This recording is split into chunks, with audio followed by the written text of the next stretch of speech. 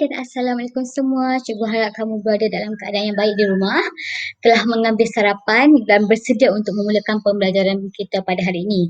Jadi sekarang ini pada buku 12 kita akan mempelajari satu mata pelajaran iaitu Pendidikan Sains, Sosial dan Alam Sekitar.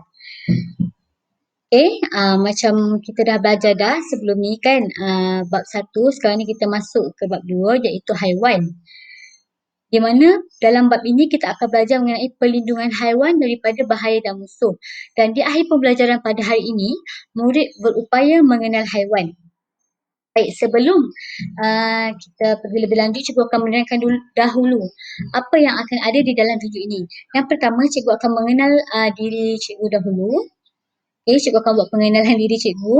Dan yang kedua, kita akan masuk kepada topik pembelajaran kita. Yang ketiga, cikgu akan memberikan kamu tugasan. Dan yang keempat, cikgu akan membuat kesimpulan. Baik, nama cikgu, Cikgu Alia. Nama penuh cikgu ialah Siti Nurhaliza binti Amri. Cikgu merupakan seorang guru praktikal daripada Universiti Pendidikan Sultan Idris. Jadi kalau kamu ada apa-apa masalah atau pertanyaan ataupun sebarang cadangan ataupun kamu mempunyai kekangan untuk menyertai sesi pengajaran dan pembelajaran kita, secara atas talian ataupun secara online ataupun secara offline, kamu boleh saja beritahu kepada cikgu melalui WhatsApp ataupun terus hubungi cikgu. Nanti cikgu akan beri nombor telefon cikgu. Baik, kita akan terus kepada kita punya pembelajaran pada hari ini iaitu mengenali jenis haiwan. Kamu takut tak kalau ada orang nak bunuh kamu? Atau ada orang cuba nak dekati kamu? Atau ada orang cuba nak colik kamu? Nak jual organ kamu? Takut kan? Begitu juga dengan haiwan.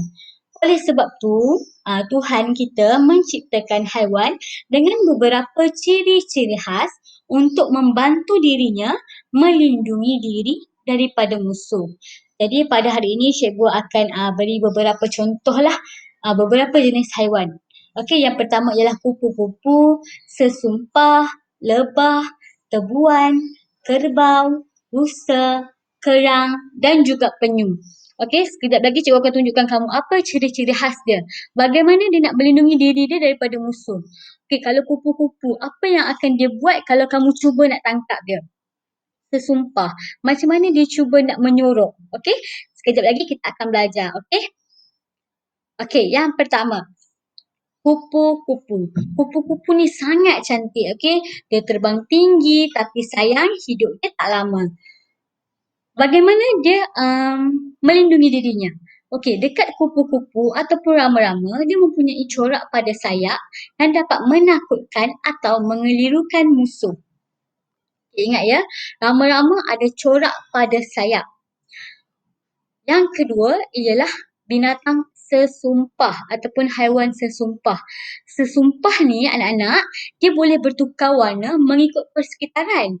Jadi kalau sesumpah tu, dia duduk dekat atas pokok, kita memang tak nampak. Ataupun dia duduk atas batang, kita memang tak nampak. Sebab apa? Sebab warna kulit dia akan bertukar menjadi warna kayu pokok.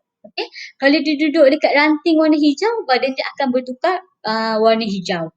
Macam tu. Jadi, orang takkan nampak dia, orang takkan cuba nak mendekati dia ataupun membunuh dia. Jadi dia tidak akan berasa terancam. Baik.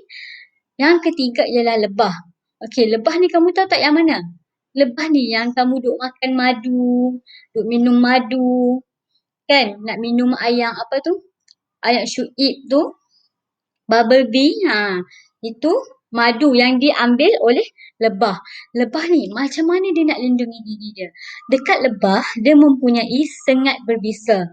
Sebab tu bahaya tau kalau kamu nampak sarang lebah atau sarang tebuan ni, berhati-hati jangan main dekat. Sebab cikgu takut nanti kalau kamu kena sengat berbisa dia, sakit dia lama. Dan kamu kalau teruk kena sengat dia, kamu perlu dibawa ke hospital. Sebab sengat dia tu sangat berbisa. Seterusnya ialah tebuan. Tebuan juga sama dengan lebah mempunyai sengat berbisa. Tebuan ni selalu sarang dia dekat atas-atas pokok yang tinggi lah. Kamu jangan pandai-pandai pula malas stick. Nanti takut kamu pula yang kena gigit. Okey. Yang seterusnya ni apa? Kerbau. Kerbau, ciri-ciri khas kepada kerbau, dia mempunyai tanduk yang kuat dan tajam. Jadi kalau ada orang yang nak datang kat dia, dia akan terus tanduk orang tu. Yang seterusnya pula ialah rusa. Rusa juga mempunyai tanduk macam sama dengan kerbau tadi. Tapi kerbau ada tanduk yang kuat dan tajam. Rusa pula tanduk dia bercabang. Maksudnya, satu tanduk ada dua pula tanduk lagi ke atas dia macam tu. Dia bercabang. Dan tajam tanduk dia. Okey, seterusnya haiwan ialah kerang. Kerang, kamu pernah makan kan? Kalau tambah-tambah ni kalau bulan puasa. Okey? Bulan puasa memang semua orang asyik nak makan. Kerang rebus lah. Kerang bakar lah. Okey? Apa ciri-ciri khas untuk kerang melindungi diri daripada musuh? Kerang mempunyai cangkerang. Yang luak yang keras tu, bila kamu makan kan kamu kena buka ataupun kamu kena kopek kan? Kamu panggil kopek. Kamu kena buka dia punya kulit tu. Kulit tu kita panggil cengkerang. Cengkerang tu sangat keras. Kalau kamu cuba baling pun, memang dia tak akan keluar dia punya kerang tu. Okey, jadi macam mana kerang melindungi diri ialah melalui cengkerang. Maafkan cikgu. Okey, seterusnya ialah penyu. Penyu pun sama macam kerang juga. Okey, dia mempunyai cangkerang yang keras. Cuma kerang tadi semua ada cangkerang. Penyu hanya dekat bahagian belakang saja, dekat kepala, kaki dia tak ada cangkerang. Tapi bila dia takut ataupun bila dia rasa terancam, bila kamu nak pergi bunuh dia, sekejap ya.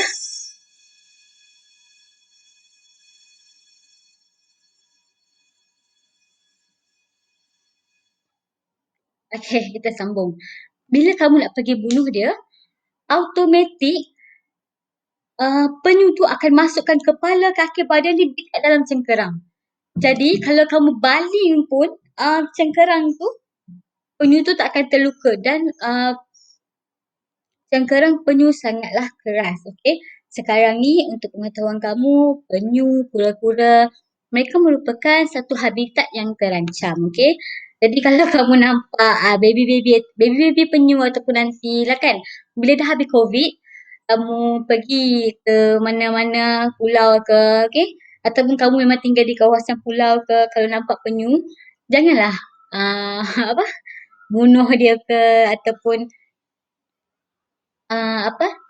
main-main dengan dia ke ataupun kurung dia ke dekat dalam ni, biarkan dia lepas hidup dekat dalam laut. Sebab dia adalah haiwan yang terancam. Bila dia terancam, kita takut nanti dah tak ada dah penyu dekat dalam dunia ni ataupun dah tak ada dah kura-kura dekat dalam dunia ni. Okey? Okey, cikgu harap kamu faham. Tapi kalau kamu rasa cikgu laju untuk mengajar kamu, kamu boleh call balik cikgu. Dan minta cikgu untuk terang kembali kepada kamu. Jangan risau, cikgu tak marah, cikgu tak ada masalah. Call saja bila-bila masa, okey? Ataupun kalau kamu kamu malu nak telefon cikgu, kamu boleh ulang semula dengar pembelajaran dan pengajaran kita yang tadi. Baik, cikgu akan terangkan kepada kamu mengenai latihan. Latihan nanti akan cikgu sertakan sekali di dalam grup WhatsApp. Tapi ni cikgu akan terangkanlah apa soalan yang diminta, okey? Jadi latihan kita pada hari ini ialah isikan tempat kosong dengan nama haiwan yang sesuai mengikut ciri-ciri khas. Okey, kita tengok cikgu baca untuk kamu. Ciri-ciri khas yang pertama ialah mempunyai sengat berbisa.